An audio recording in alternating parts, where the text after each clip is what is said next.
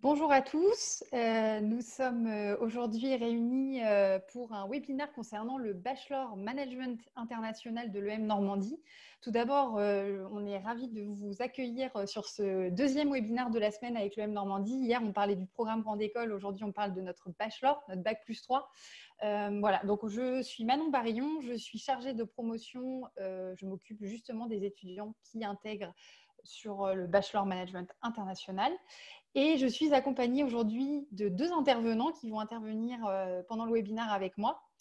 Elsa Bellonc, qui est directrice des études du programme Bachelor. Elsa, ravie de t'avoir parmi nous aujourd'hui et ravie de pouvoir partager ce webinaire avec toi à distance.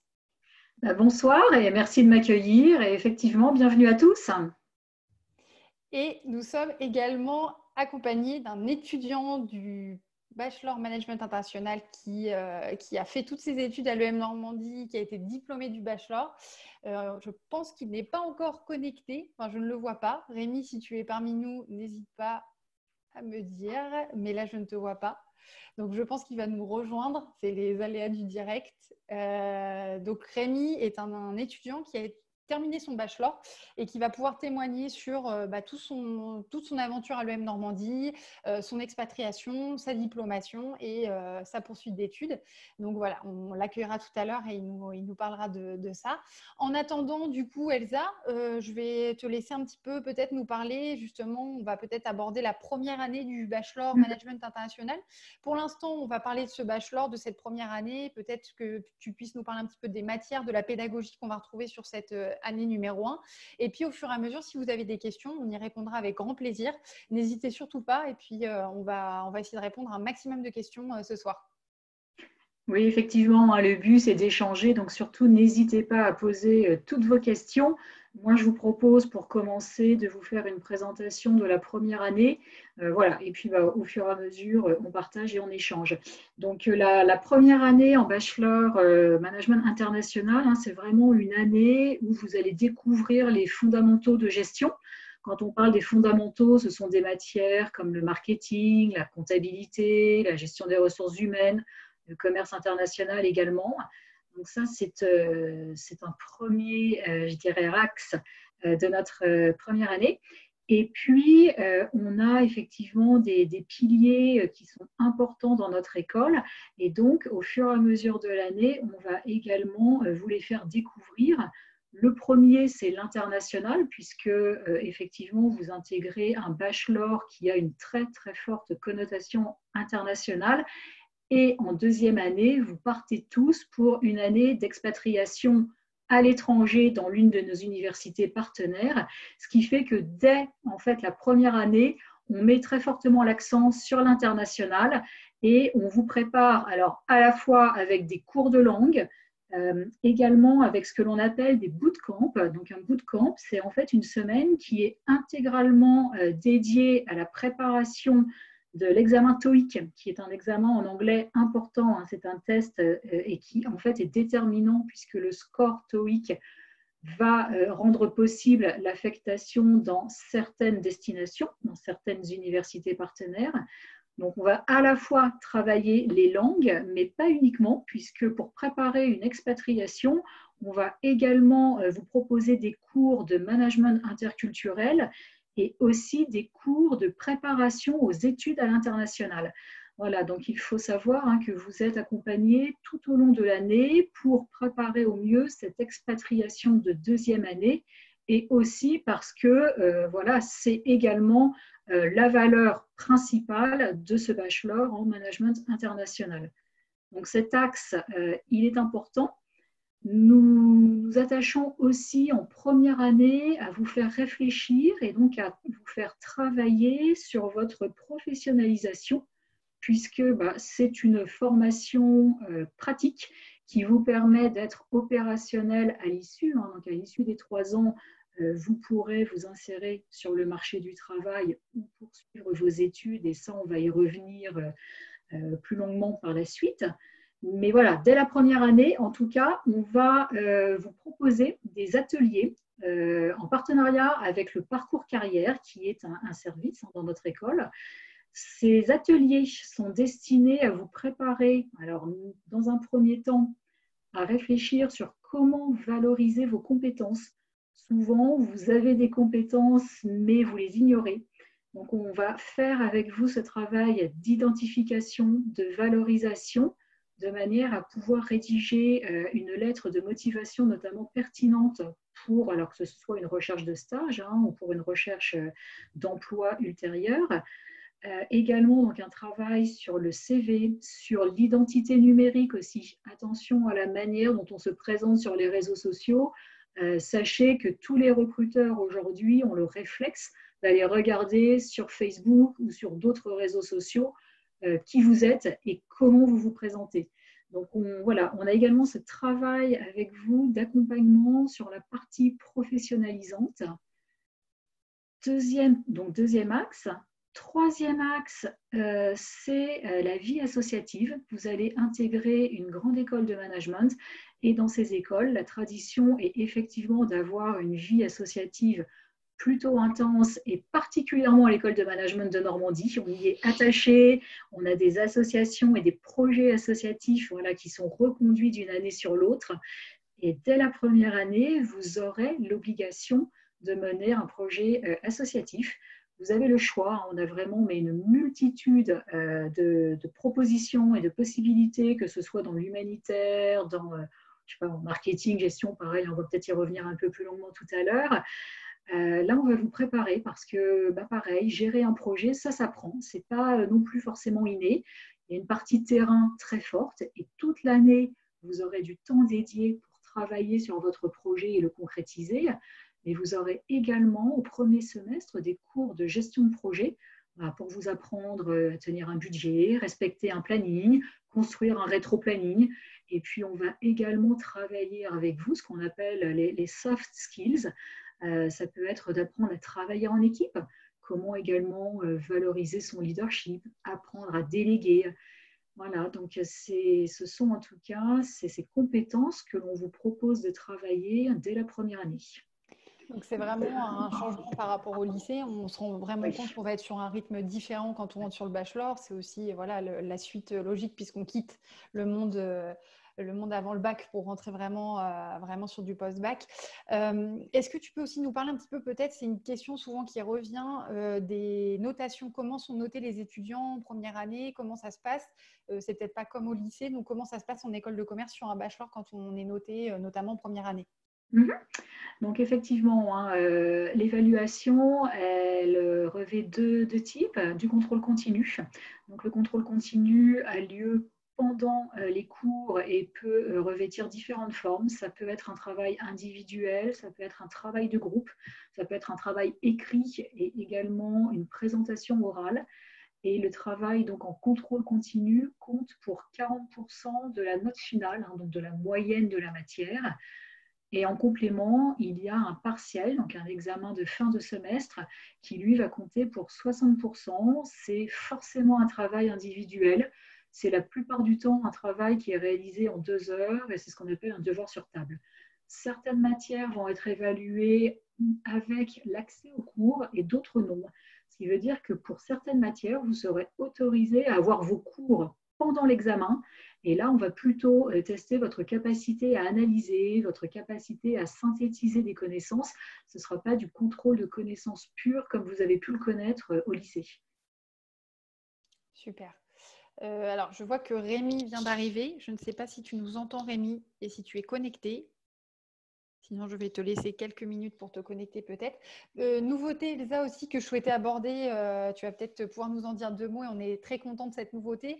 C'est l'ouverture de la première année du bachelor 100% en anglais dès la rentrée prochaine. Donc, ça peut être une belle opportunité. Justement, tu en parlais de l'international, de cette possibilité de directement être dans l'univers international du bachelor. Et du coup, là, c'est un pas de plus vers cet élément international et ce bachelor qui est vraiment central.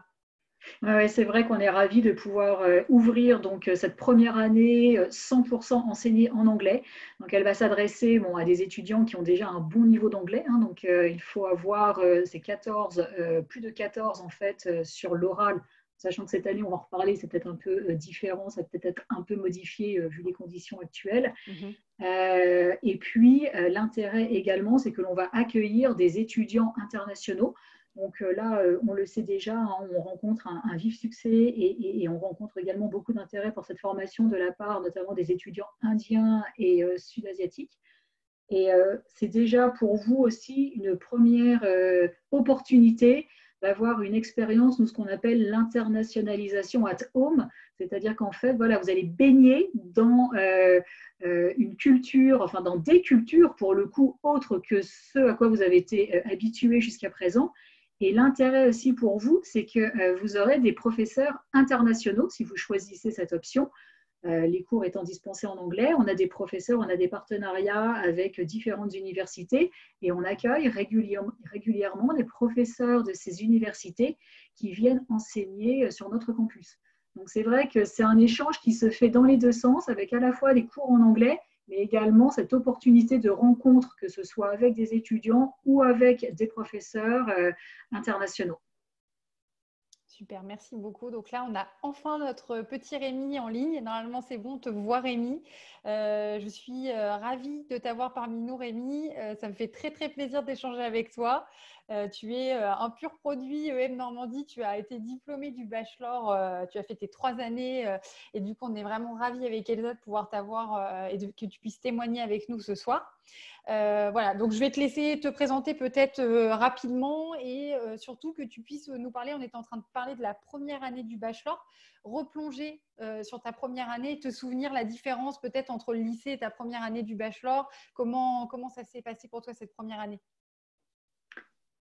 Alors, on a juste un petit message, Manon, nous disant que Rémi, a priori, ne t'entend pas. Ah, bon, Mm.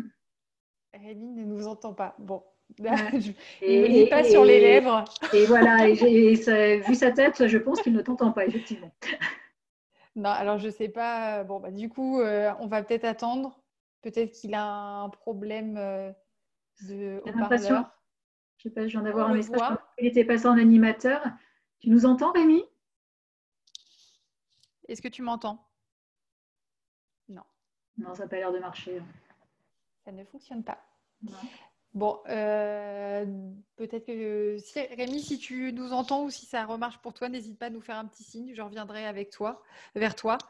Euh, alors, attends, je te coupe, Elsa. Donc, on a une question de Cassandre qui me pose une question concernant le cursus entièrement en anglais. Sur Parcoursup, nous n'avons pas eu de choix possible pour sélectionner ce parcours. Comment se fait la sélection? Alors, rassurez-vous, déjà, ce sera dans un second temps. Ce ne sera pas sur Parcoursup que vous allez devoir faire votre choix de parcours en anglais. Vous allez le faire dans un second temps. L'équipe admission vous enverra des éléments pour que vous puissiez sélectionner ce cursus. Par contre, au niveau de la sélection, Elsa, je te laisse, même si ça sera peut-être un petit peu différent, peut-être redire 2 mots au sujet de comment on va sélectionner les étudiants sur ce parcours. Bah, effectivement, puisqu'il était prévu initialement Oui. qu'il y ait un oral réalisé à l'école et donc avec une note supérieure à 14 pour pouvoir intégrer le parcours, j'imagine que la sélection, pour le coup, va se faire sur dossier, hein, et sur la moyenne en fait obtenue certainement en terminale. Ouais. Donc, on prendra en compte vos notes sur votre dossier. Mais effectivement, le choix n'était pas à faire sur Parcoursup. Donc, ne vous inquiétez pas, vous pourrez accéder à ce cursus par la suite. Ouais. Voilà. Alors, une précision également, c'est que ce parcours, c'est une réplique exacte du BMI1 francophone, ce qui fait que vous allez retrouver exactement les mêmes matières que vous choisissiez la version anglaise ou la version française. Super. Donc, Cassandre, j'espère qu'on a répondu à ta question. Apparemment, oui. N'hésite pas si Oui. tu en as d'autres, il n'y a aucun souci. Alors, on parlait tout à l'heure de la vie asso. Bon, Rémi devait nous en parler un petit peu plus, parce que lui, il a été très, très actif dans la vie associative de l'école. Il a fait partie du BDE de l'EM Normandie. C'était le premier bachelor à faire partie d'un BDE, donc il en était très fier et c'était un bon représentant. Il a également fait partie de l'association Ambassador, qui est une association qui s'occupe de tout ce qui est promotion de l'école. Donc avec nous, le service promotion, les étudiants viennent sur les salons, participent, organisent des événements à l'école, tout ce qui est journée porte ouverte, journée de préparation de l'école. C'est vrai qu'Elsa, tu en as parlé tout à l'heure, la vie associative à l'EM Normandie, c'est un pilier fondamental. Non seulement les étudiants sont notés dessus pendant leur scolarité, mais c'est en plus ce qu'on appelle très clairement l'école de la vie, parce qu'au-delà des cours, ça apprend aussi à travailler ensemble, ça permet vraiment de se réaliser dans un projet. Il y en a pour tous les goûts, dans tous les domaines, que ce soit professionnel, régionalisant avec la Normandie Junior Entreprise, les ambassadeurs justement qui aident à la promotion de l'école. Il y a aussi tout ce qui est humanitaire, tu en as parlé, en France ou à l'étranger. Il y a aussi les Je peux bureaux. donner des petits exemples un peu plus précis. Je vois cette année, là, j'ai des étudiants donc en BMI1 qui se sont fortement impliqués sur un projet qui s'appelle l'Amatitude. Donc l'idée, effectivement, c'est de pouvoir travailler un dossier de sponsoring et donc de récupérer des fonds tout au long de l'année pour pouvoir partir ensuite au Pérou l'été pour pouvoir leur travailler. Ça peut être, par exemple, je sais pas moi, de l'aide sur la construction d'écoles. Enfin voilà, après, ça peut être tout type de projets de cet ordre. Mais ouais, on a aussi Soleil Indien, hein, donc tous les ans, on a des étudiants qui partent en Inde sur le même type de projet. Et c'est vrai que c'est très, très formateur. En fait, on y tient beaucoup et on y accorde vraiment une place importante parce que c'est vraiment là où vous pouvez aussi mettre en pratique tout ce que vous allez acquérir tout au long de l'année. Il y a une demi-journée dédiée toutes les semaines pour pouvoir travailler sur vos projets. Super. On va peut-être continuer avec la deuxième année et du coup l'international, tu en as parlé, mais peut-être rentrer un petit peu plus dans le détail, comment ça va se passer pour les étudiants, est-ce qu'ils partent toute l'année, où est-ce qu'ils peuvent partir? Est-ce que tu peux nous parler un petit peu plus de cette année à l'étranger? Je propose effectivement de parler de ça et puis à ce moment-là, on reviendra peut-être quand même aussi sur la fin de la première année parce que c'est vrai que je n'ai pas abordé le stage et c'est aussi quelque chose d'important, mais effectivement, parler de la deuxième année. Donc, une des spécificités et je dirais une des grosses valeurs ajoutées de ce bachelor, c'est qu'effectivement, tout le monde part en deuxième année, une année entière dans une université partenaire. On a aujourd'hui une quarantaine de destinations. Et en fait, vous allez donc, pareil, réfléchir et travailler sur ce choix de destination, alors très rapidement dès la première année, puisque la sélection va s'organiser en fonction de vos notes sur le premier semestre et on vous demandera d'émettre des vœux. Donc, vous devrez pour chacun faire le choix de 10 destinations. Et ensuite, c'est un algorithme qui va tourner en fonction donc de vos résultats scolaires au premier semestre, en fonction également de votre score TOEIC, d'où l'importance de l'anglais et des bootcamps, hein, comme je l'ai précisé tout à l'heure.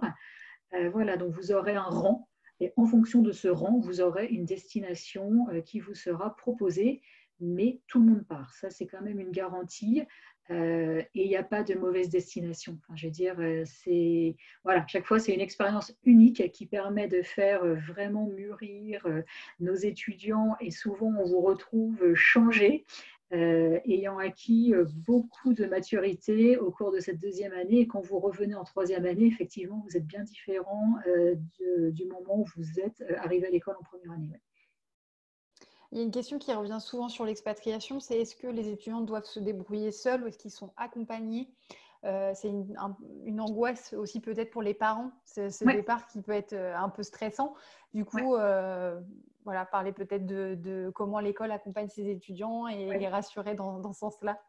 Oui, donc effectivement, vous n'êtes pas laissé comme ça seul à l'aventure. On vous accompagne. Il y a un service dédié, donc un service de relations internationales qui va vous accompagner alors à différents niveaux. Il y a déjà effectivement tout un process d'information dès la rentrée, en fait, où on va vous présenter les différentes destinations. On va vous présenter également les universités, les choix également d'enseignement possibles, puisque la plupart du temps, il y a des options et vous allez choisir les matières. Alors, peut-être pas toutes, il y aura peut-être voilà, un enseignement de base, mais en tout cas, vous aurez aussi des options. Donc, selon si vous voulez vous spécialiser plus en finance, plus je sais pas, en ressources humaines ou en marketing, ça peut aussi être un des critères importants pour le choix. On vous donne aussi des idées de budget parce que c'est important et parfois on peut avoir de fausses idées sur les budgets, c'est-à-dire que parfois on a l'impression que les destinations lointaines sont très chères parce qu'il y a certes le billet d'avion qui coûte cher, mais parfois la vie sur place peut vraiment être beaucoup moins chère qu'en France ou beaucoup moins chère que dans des destinations plus proches. Donc c'est vrai que tout ça, c'est un ensemble à apprécier et on a un intranet à l'école et on vous met à disposition toutes ces informations-là pour que vous puissiez y réfléchir très tôt dans l'année et aussi que vous puissiez en discuter avec vos parents parce qu'effectivement, c'est quand même aussi un choix de famille impliquant. Est-ce qu'on se sent aussi autonome pour partir une année complète dans une destination à l'autre bout de la planète et ne pas rentrer du tout? Est-ce qu'au contraire, on a plutôt envie de revenir une fois par mois, par tous les 15 jours et du coup, on choisit un pays limitrophe? Voilà, ce sont toutes ces questions qu'il faut se poser pour bien réussir son année d'expatriation et surtout en profiter pleinement. Le service dont je vous ai parlé, là, de relations internationales, vous accompagnera également dans toutes les démarches administratives, puisque pour certaines destinations, il y a des demandes spécifiques de visa et autres formalités à remplir. Donc là, pareil, hein, vous êtes accompagné, on ne vous laisse pas vous débrouiller tout seul.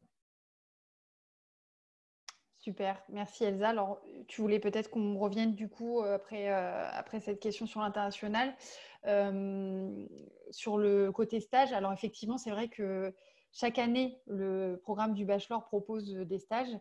Effectivement, dès la première année, possibilité de faire des stages en France, à l'étranger et de se professionnaliser.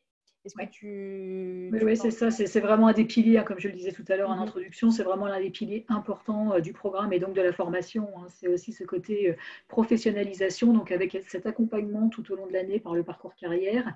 C'est normal quand vous entrez de ne pas avoir d'idée sur ce que vous voulez faire plus tard. Je voudrais vous rassurer par rapport à ça. Et il faut vraiment justement saisir le stage comme une opportunité pour se dire, bah voilà, tel secteur d'activité m'attire ou telle fonction m'attire. Vous voyez, il peut y avoir plusieurs axes de réflexion. Alors, le secteur d'activité, je ne sais pas, ça peut être, c'est rien, l'industrie, ça peut être le conseil. Voilà, donc il y a une première réflexion, c'est ça, c'est quel secteur d'activité, quelle fonction. Est-ce que j'ai plutôt envie de travailler dans les ressources humaines, dans le marketing, dans la compta, le type d'entreprise également. Est-ce que je me sens plus attirée par une multinationale ou au contraire plutôt être dans une PME pour peut-être avoir plus de choses à gérer et peut-être plus d'autonomie. Donc voilà quelques clés en tout cas pour réfléchir à un futur stage. Et faites-le pareil en amont de la première, en amont et donc très tôt pendant votre première année, de manière à vous donner toutes les chances de trouver le stage de vos rêves. C'est important vraiment dans les deux sens, c'est-à-dire que ça peut vraiment conforter votre choix et vous donner envie d'aller plus loin. Et ça, c'est super. Hein. Ça veut dire que vous avez déjà avancé dans l'identification de votre projet professionnel. Ça peut être aussi le moment de se dire ah bah non, finalement j'en avais, je sais pas, plein les yeux et puis bah quand j'ai fait mon stage finalement ça m'a pas plu, je me suis rendu compte que j'étais pas fait pour ça.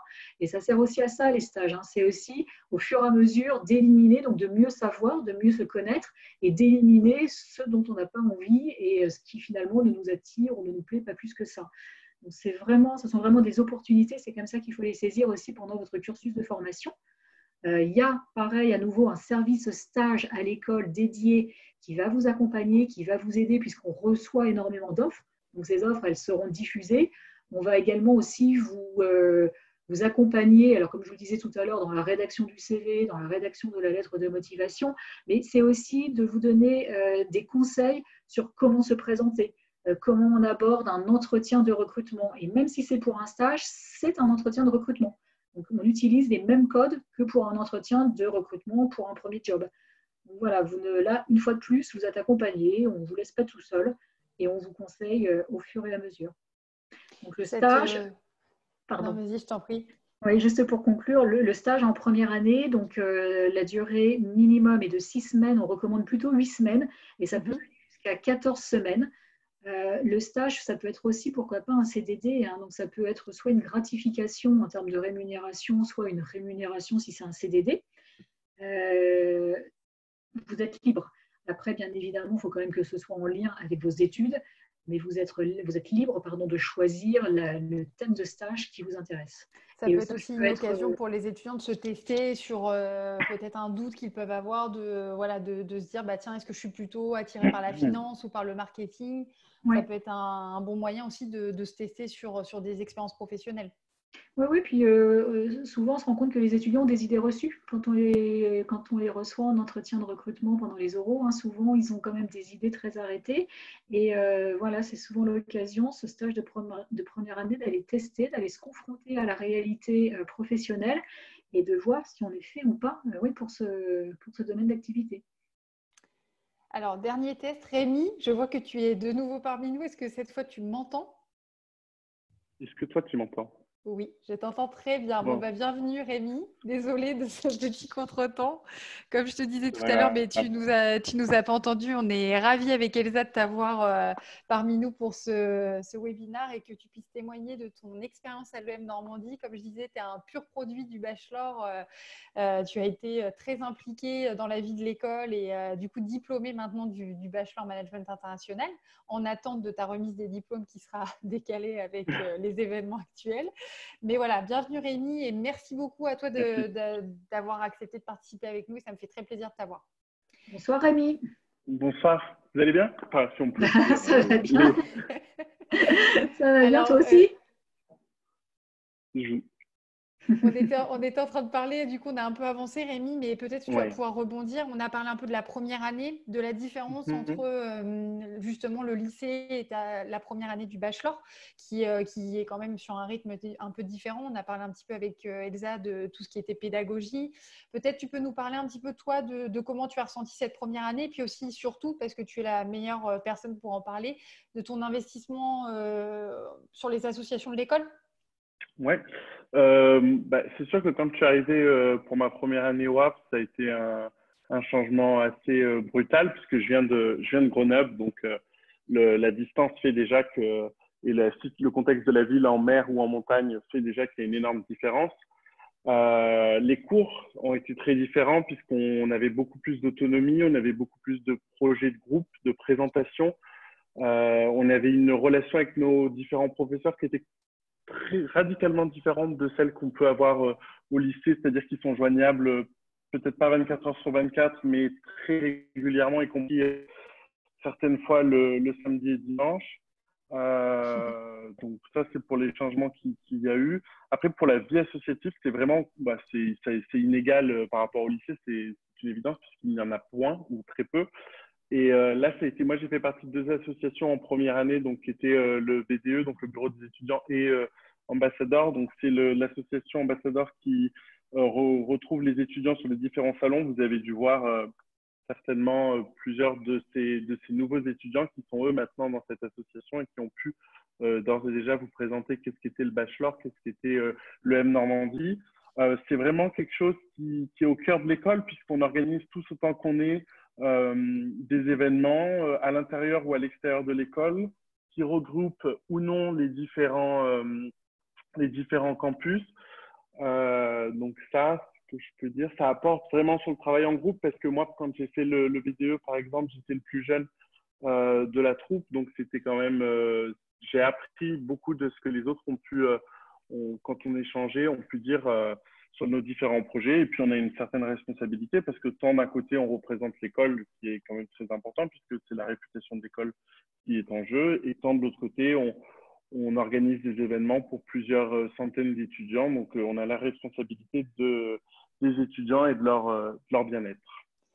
J'ai une question de Pauline justement qui va compléter tes propos. À propos, on en parlait un petit peu tout à l'heure. Donc là, tu nous parles de tes deux associations et tout à l'heure, Elsa parlait un petit peu aussi des humanitaires qui partent, qui ont pour projet de partir aider dans un pays défavorisé. J'ai donc Pauline qui me pose la question de savoir comment les associations peuvent récolter des fonds. Toi, Rémi, par rapport au BDE, je me souviens que vous aviez fait une levée de fonds pour votre campagne et puis pour pouvoir un petit peu avoir voilà, des fonds pour vos événements. Est-ce que tu peux nous en parler un petit peu, la recherche de sponsors aussi peut-être, le côté professionnalisant de ça? En fait, dans chaque association, je pense pas me tromper quand je dis dans chaque association, on a un pôle qui est réservé donc aux partenariats, donc trouver des partenaires. Donc nous, c'était essentiellement des partenaires qui étaient havrés, puisque c'était pour faire vivre le le bassin havré à travers nos événements et même à travers ce que les étudiants auraient ensuite pu aller consommer dans telle ou telle boutique ou bar de la ville. Sur la récolte de fonds pur et dur, ça passe par du réseau. Hein. Je pense que on va pas se le cacher. Il faut avoir un peu de réseau, il faut avoir un peu de cran, d'aller voir des patrons des patrons de différents lieux. On a tant des patrons de restaurants que des patrons de bars, que des patrons d'enseignes de la grande distribution pour justement aider à financer nos événements ou même sans aide monétaire, avoir un avantage quel qu'il soit. Ça peut être des goodies, donc de la gratuité sur certaines marchandises, ou des offres promotionnelles pour les étudiants ou pour le bureau qui est en question. Et après, pour les associations, en plus de ça, ils ont la chance de pouvoir, au sein de l'école, récolter leurs propres fonds en organisant des ventes de repas, de goûters, en faisant de la vente d'objets qu'ils ont eux-mêmes confectionnés, justement pour pouvoir financer leurs projets humanitaires. Merci Rémi pour ces informations. J'espère qu'on a répondu à ta question, Pauline. Merci pour les éléments sur la vie asso. Et Rémi, on a également abordé le côté très important du bachelor, le pilier numéro 1, je pense, l'international. Elsa parlait de l'année d'expatriation. Et du fait qu'il n'y a pas de bonne ou de mauvaise expatriation. Je te dis ça parce que je me souviens très bien que toi, tu es partie en Roumanie et que quand tu as eu ta destination d'expat, tu étais un peu déçue à la base en te disant que ce n'était pas une destination qui te faisait forcément rêver. Et je sais que tu as finalement été très, très, très satisfait de ton expat. Donc, est-ce que tu peux nous parler un petit peu de ça ? Oui, c'était...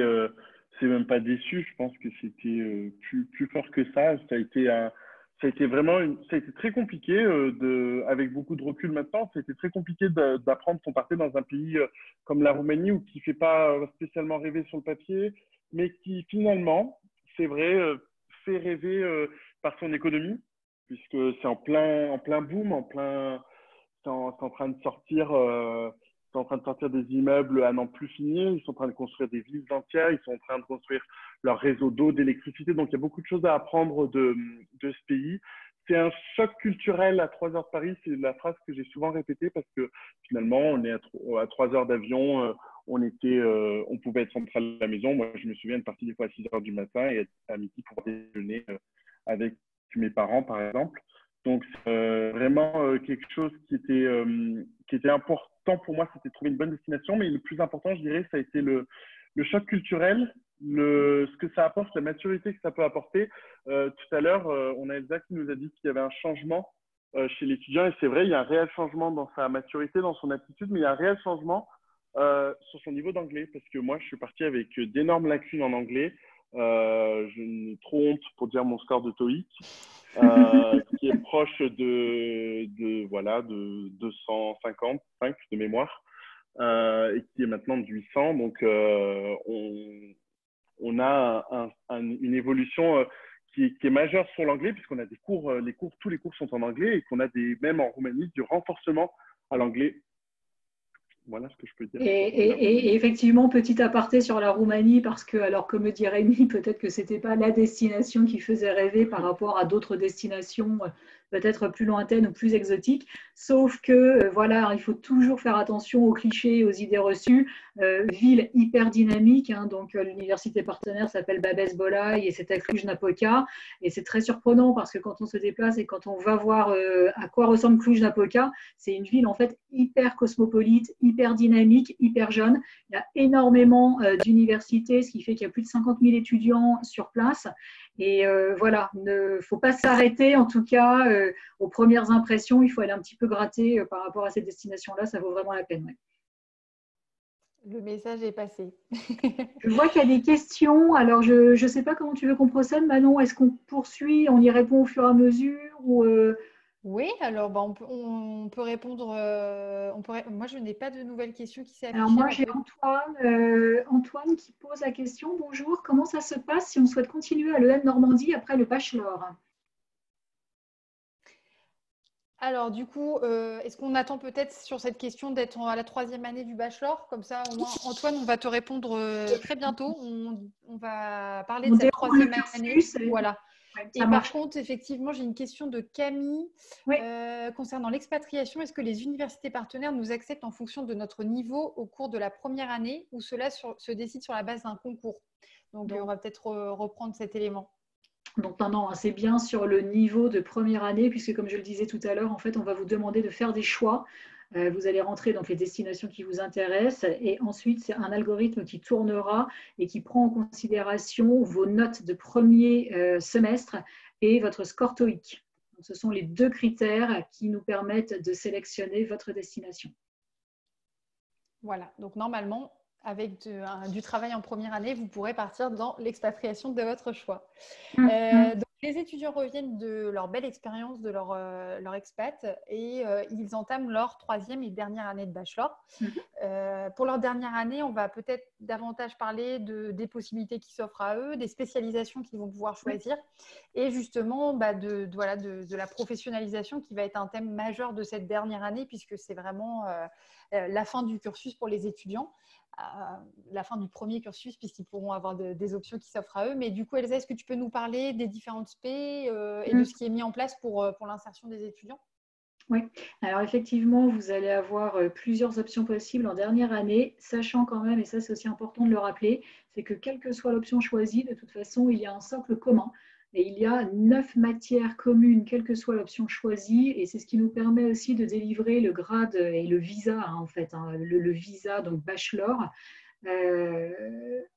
parce que voilà, vous avez des possibilités, mais à la fin, vous sortez quand même tous avec un diplôme bachelor en management international. Donc ça, c'est quand même aussi une première chose importante à dire, parce que parfois, certains étudiants n'ont pas l'option, leur premier choix, pourraient être déçus. Bien évidemment, il y aura des variations en fonction de l'option choisie, mais il y a quand même un socle qui est quand même un socle commun. Donc ça, c'est le premier point quand même que je voulais évoquer.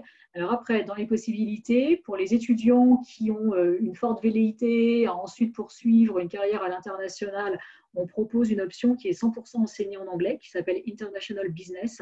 Pour pouvoir l'intégrer, il faut avoir plus de 750 au TOEIC. Et effectivement, pendant une année, vous allez donc suivre un cursus avec des professeurs internationaux et aussi avec des étudiants de toute nationalité, puisque ça marche dans les deux sens. Vous partez en 2e année et nous, en 3e année, on accueille des étudiants des universités partenaires. Pour information, cette année, donc j'avais 58 étudiants qui étaient en International Business et j'avais 16 nationalités différentes. C'est vraiment, ça vient vraiment de partout à travers la planète, donc c'est vrai que ça, c'est aussi une belle expérience, parce que ça apprend aussi à travailler avec des cultures différentes, donc avec des habitudes de travail, des comportements différents, des mentalités différentes. Et c'est aussi très enrichissant. L'enrichissement, il ne se fait pas que avec les connaissances théoriques, il va aussi se faire avec le partage et l'échange qui aura lieu tout au long de l'année avec ses autres étudiants. Donc, première option, International Business en anglais. Deuxième option, logistique et commerce international, enseigné en français. Donc, cette option, elle a aussi une légitimité puisqu'elle se déroule au Havre et qu'on est deuxième port de France après Marseille. On a beaucoup de sièges sociaux en logistique et en transport, donc situés au Havre. Et du coup, c'est vrai qu'on est, pareil, très, très implanté dans le tissu économique local pour ce qui est donc du commerce international et de la logistique, ce qui fait que dans cette option-là, on a des intervenants qui sont donc des professionnels qui viennent justement témoigner et expliquer comment ça se passe concrètement et très réellement sur le terrain dans le monde de l'entreprise. Et puis, ça favorise aussi tout ce qui est échange pour trouver un stage, pour trouver un premier emploi. Voilà, donc ça, c'est la deuxième option. Troisième option, alternance multispécialisée. Donc là, on est sur un cursus un petit peu plus généraliste où on va retrouver à la fois du marketing, du commerce international, des ressources humaines, de la finance. C'est un petit peu plus généraliste avec cette particularité que le cursus s'effectue en alternance. Donc, vous êtes 1 semaine par mois à l'école et 3 semaines en entreprise. Le choix de l'entreprise est libre et c'est vraiment ce qui va déterminer un peu votre spécialisation, si vous voulez. En fonction, comme je le disais tout à l'heure, c'est la même chose que pour le stage, c'est en fonction du secteur d'activité, de la fonction et du type d'entreprise, de la taille de l'entreprise, vous allez vous-même tout au long de l'année créer votre spécialisation. Cette alternance, donc grande nouveauté cette année, c'est qu'elle va ouvrir aussi à Paris. Donc, vous aurez le choix de venir sur cette semaine de regroupement, effectuer vos cours soit sur le campus du Havre, soit sur le campus de Paris. Et dernière option, alors dont on parle peut-être moins, mais qui est aussi une opportunité pour les personnes qui ont la volonté de poursuivre à l'étranger, c'est d'effectuer un double diplôme. Actuellement, on a 2 accords double diplômants. Le premier avec une université à Lillehammer en Norvège et le deuxième avec une université en Allemagne. Voilà, donc deux autres, c'est aussi une autre possibilité si ensuite vous souhaitez rester à l'étranger ou travailler à l'étranger. Donc maintenant, un étudiant qui souhaiterait de sa première à sa dernière année faire tous ses cours en anglais ou repartir à l'international en troisième année peut, dès la première année, avoir 100% de ses cours en anglais et finir sur la totalité de son bachelor avec une spécificité internationale. Rémi, tu avais choisi quelle spécialisation? International Business, Ce qui prouve que 100% tu en as anglais. bien progressé pendant ton année Ouais, en tout à fait. En Roumanie. Roumanie, exactement. Donc, comment ça s'est C'est passé vrai. pour toi cette dernière année? Quel stage tu as fait en fin d'année? Est-ce que tu peux nous en parler un petit peu? Oui, ça s'est très bien passé. Je suis rentré au mois de septembre donc, dans le programme International Business. Donc, c'est vrai que, comme on l'a déjà évoqué, on avait tous nos cours en anglais avec des professeurs internationaux. Donc, d'ailleurs, il y avait un professeur que j'ai retrouvé qui était à Cluj avec nous. Pendant cette année-là, ça a été vraiment construire plus que la première et la deuxième, c'était vraiment construire son futur, construire ce qu'on voulait devenir, qui on voulait être à travers nos différentes compétences. On commençait à voir où on pouvait être on pouvait être meilleur dans certaines parties que dans d'autres. C'était aussi la recherche d'un stage. Ça a été aussi la recherche d'une suite, puisque là, on arrivait où on n'avait pas de… Enfin, la suite était le monde du travail ou continuer ses études. Donc, il y a eu aussi un questionnement sur ça. Et donc, pour le stage, moi, j'ai trouvé un stage donc, chez MAPED. Donc, MAPED, c'est le manufacture d'articles de précision et de dessin. Ça fait des gommes, des tailles-crayons. On en a tous eu dans notre trousse quand on allait à l'école. Et donc, j'ai décroché un stage de 3 mois donc, chez MAPED en tant qu'assistant chef de secteur pour justement la rentrée des classes. Donc, du coup, tu nous as un petit peu, tu nous as abordé, teasé, on va dire, la suite du bachelor. Effectivement, après ces 3 années et après la diplomation, il va y avoir plusieurs choix qui vont s'offrir à l'étudiant. Soit une poursuite d'études sur un programme grande école, soit l'insertion sur le monde du travail. Toi, Rémi, du coup, qu'est-ce que tu as choisi? Est-ce que tu peux nous parler un petit peu de ce que tu fais actuellement? Oui, moi j'ai choisi de poursuivre mes études dans un programme grande école, dans une autre école. Euh, Ça a été un choix réfléchi, ça a été un choix que j'ai fait parce que pour mettre pour avoir une deuxième expérience, c'est toujours bien j'ai pensé que c'était toujours bien de voir autre chose, comment on enseignait ailleurs.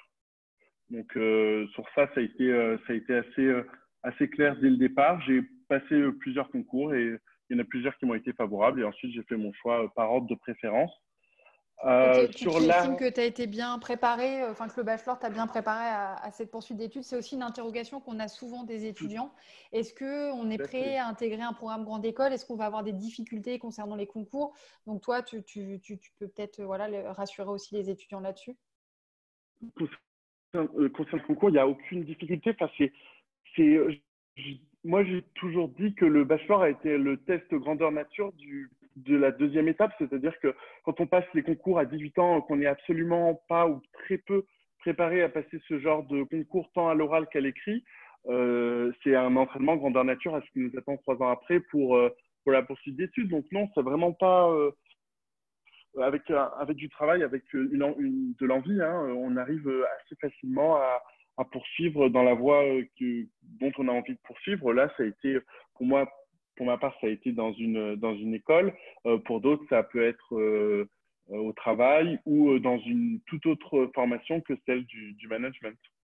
Et donc actuellement, tu peux nous dire un petit peu qu'est-ce que tu fais? Tu travailles? Tu es en quelle année?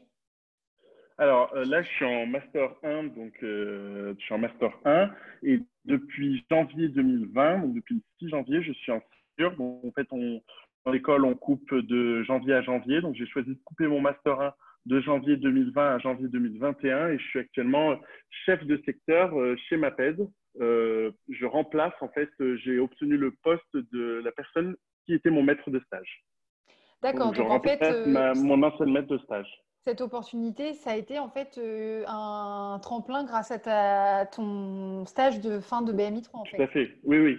Ça m'a été D'accord. proposé pendant justement le stage de BMI3 si j'avais si je pouvais déjà, si c'était administrativement possible. Et comme ça a été administrativement possible, j'ai tout de suite j'ai foncé, quoi, comme on dit. Super, une super expérience professionnelle. Ouais. Oui, c'est très, très intéressant. C'est dommage qu'actuellement, on soit un peu cloîtré à la maison, mais sinon, c'est très intéressant. Du coup, Elsa, est-ce que tu peux nous parler peut-être un petit peu plus globalement des opportunités après un bachelor? Donc, Rémi nous a parlé, lui, de son parcours. Qu'est-ce qui va être possible pour nos étudiants une fois diplômés? Alors, effectivement, hein, la poursuite d'études aujourd'hui est majoritairement choisie, puisque c'est à peu près 60% des étudiants diplômés en bachelor qui poursuivent un master.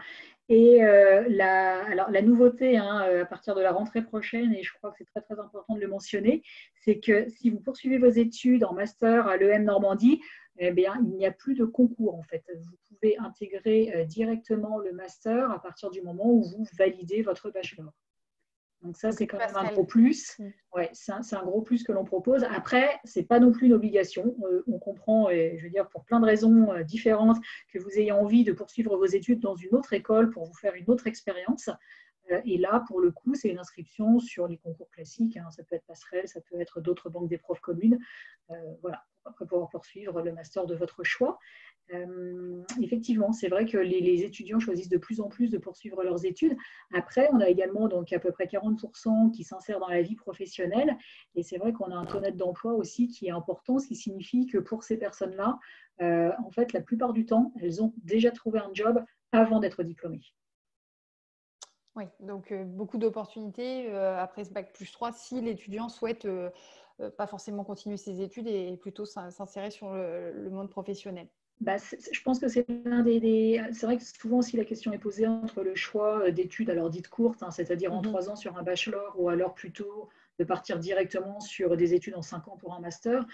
Voilà, c'est vrai que si vous sentez que vous êtes quand même pratico-pratique et que vous aimez bien justement tout ce qui est opérationnel, ça peut être intéressant de commencer par un bachelor. Ça permet d'avoir le choix en fait. Hein, et c'est vrai que ça, c'est aussi une belle opportunité de se dire, bon, finalement, je me sens quand même encore motivée pour poursuivre mes études et je pousse jusqu'au master, ou de se dire non, là finalement, voilà, j'ai envie de m'arrêter là et j'ai de belles opportunités également de carrière devant moi avec un bachelor, puisque c'est un diplôme qui est reconnu aussi et qui est bien reconnu par les entreprises.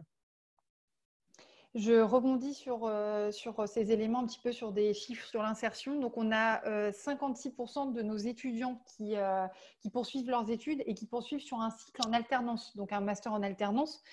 Ça me permet aussi de vous donner 2-3 éléments en plus sur la professionnalisation à l'EM Normandie, puisqu'en fait, on est vraiment business school de référence sur l'alternance. On a plus de 5000 entreprises partenaires, donc c'est vraiment une chance. Et on laisse vraiment la possibilité aux étudiants de pouvoir pousser leur projet d'alternance.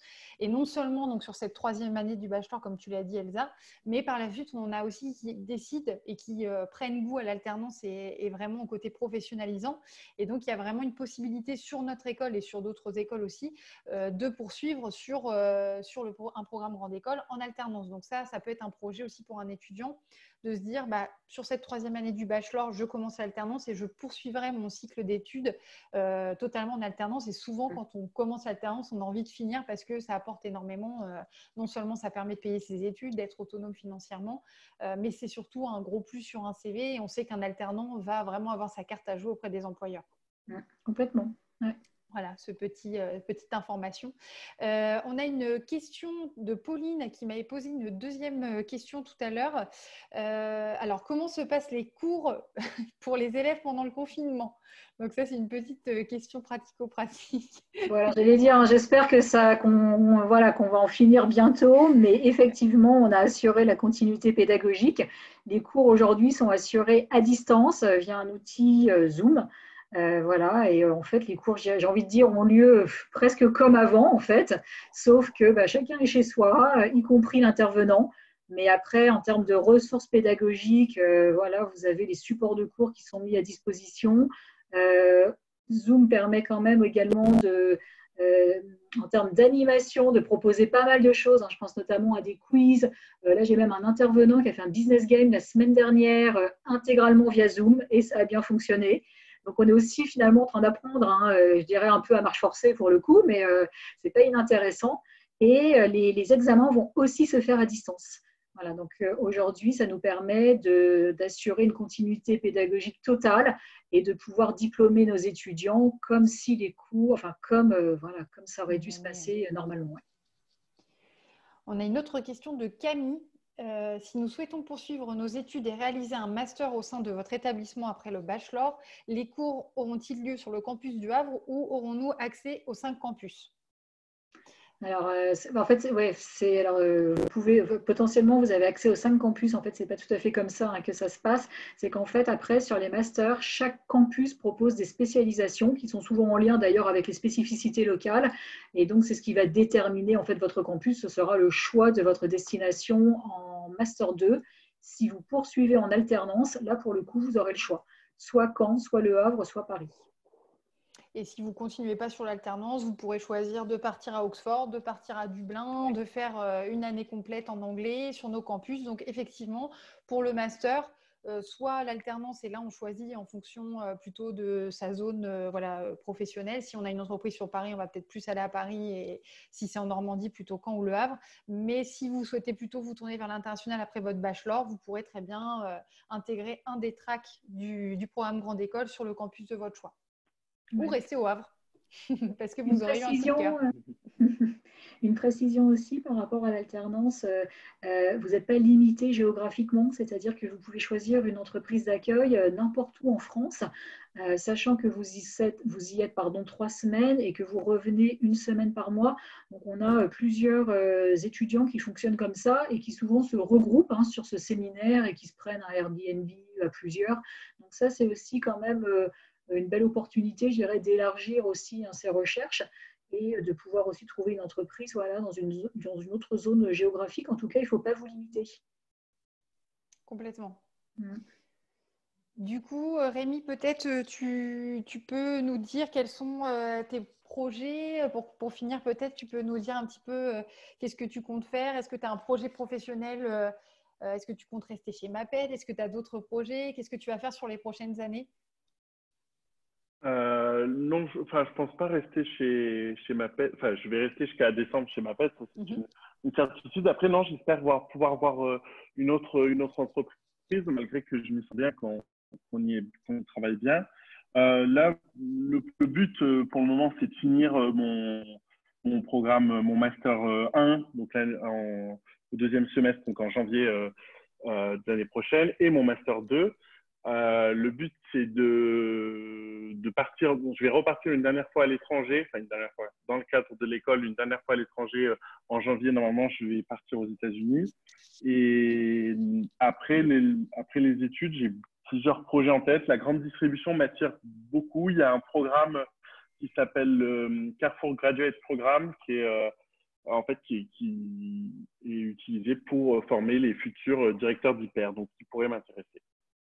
D'accord, donc vraiment avec le bachelor, tu as été piqué par l'international, tu repars à l'étranger.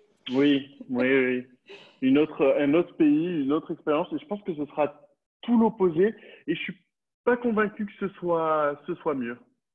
Tu nous diras ça après ton expérience. Ouais. Tu pourras faire un comparatif États-Unis vs Cluj. Tout à fait. Oui, c'est sûr que là, pour le coup, c'est quand même un peu les deux extrêmes. Là. Mais c'est bien, oui. Au contraire, il faut profiter quand on est en études, justement, pour vivre ce genre d'expérience. Alors, j'ai encore une question d'une étudiante qui me demande cette fois par rapport au profil des étudiants du bachelor. Combien à peu près on a de personnes qui sont originaires de la région de Normandie sur le programme bachelor. Donc, j'ai regardé par rapport aux chiffres des intégrés de nos bachelors de cette année, mais je pense que globalement, c'est une tendance. On a à peu près la moitié des étudiants qui sont, on va dire, Normandie haute et basse Normandie, mais on a depuis 3 ans de plus en plus d'étudiants qui viennent de la région Île-de-France. Pour la rentrée 2019, donc cette rentrée, on a eu une vingtaine d'étudiants qui viennent de l'Île-de-France. Donc, si ça peut répondre à ta question, je crois que c'est Pauline. Effectivement, on a des étudiants qui viennent de la région Grand Ouest parce que c'est vraiment notre zone, notre territoire, et on a beaucoup d'étudiants, mais on a aussi des étudiants de la région parisienne aussi de plus en plus qui s'intéressent au bachelor, et puis globalement aussi on a des étudiants qui viennent de Bretagne, souvent région Grand Ouest, mais on a plusieurs types d'étudiants. Il n'y a pas que des Havrais qui font notre bachelor, mais ça peut donner quelques éléments. En tout cas, on n'a pas de quota, on ne prend pas que des Normands, au contraire, on est ouvert à tous les étudiants. Oui, et puis là, on a aussi au fil des ans de plus en plus d'étudiants internationaux, donc ça va être encore plus vrai avec l'ouverture du BMI1 anglo, puisqu'on attend, comme je vous le disais, donc des étudiants indiens et venant d'Asie.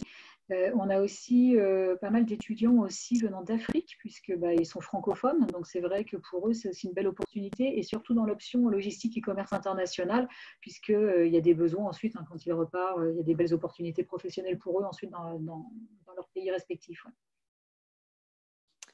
Très bien. Eh bien, écoutez, je pense qu'on a répondu à toutes les questions. Je ne pense pas qu'on ait laissé d'étudiants sans réponse. En tout cas, merci à tous les deux pour vos témoignages très complémentaires. Et si vous avez un dernier petit mot, Rémi, peut-être nous dire voilà, ton meilleur moment à l'EM Normandie. Tiens. Oula. Il y en a eu plusieurs. Je sais pas, moi, ça a été. C'est très compliqué. Il y a eu plusieurs très bons moments. Moi, je dirais, c'est bateau, mais c'est véridique. C'est le soir où on a gagné le BDE, parce que c'est vrai que ça faisait 3 mois qu'on se battait et que voilà, c'était une satisfaction personnelle. Et puis le meilleur reste à venir, Rémi, c'est quand on va pouvoir enfin se voir pour la remise des diplômes. Exactement. Qui malheureusement est reporté vu le contexte, mais on attend cette soirée avec impatience quand même. Oui, je pensais vous voir plus vite que prévu. Merci Rémi. Donc voilà, merci à tous pour votre participation. N'hésitez surtout pas, si vous avez d'autres questions, on reste disponible. Donc moi, je suis chargée de promotion sur le bachelor, je suis disponible vraiment sur les réseaux sociaux. On vous a mis également mon adresse mail si vous avez d'autres questions par la suite qui vous restent. Il n'y a aucun souci, n'hésitez pas. Et puis Elsa, merci beaucoup pour ta participation, pour tous ces éléments qui vont permettre aux étudiants, je pense, d'être confortés dans leur choix du bachelor et de l'expérience EM Normandie. Donc, merci beaucoup à toi. Je t'en prie, merci. Et puis, au plaisir d'accueillir de nombreux étudiants à la rentrée prochaine. Exactement. On n'est pas avec vous en vrai, mais en tout cas, on reste avec vous à distance. Et merci aussi à toi, Rémi, de loin, de nous avoir donné toutes tes informations très précieuses et ton expérience EM Normandie. Bonne continuation, Rémi. Oui, à vous aussi, à bientôt. On se voit à la remise des diplômes. Oui, je croise les doigts.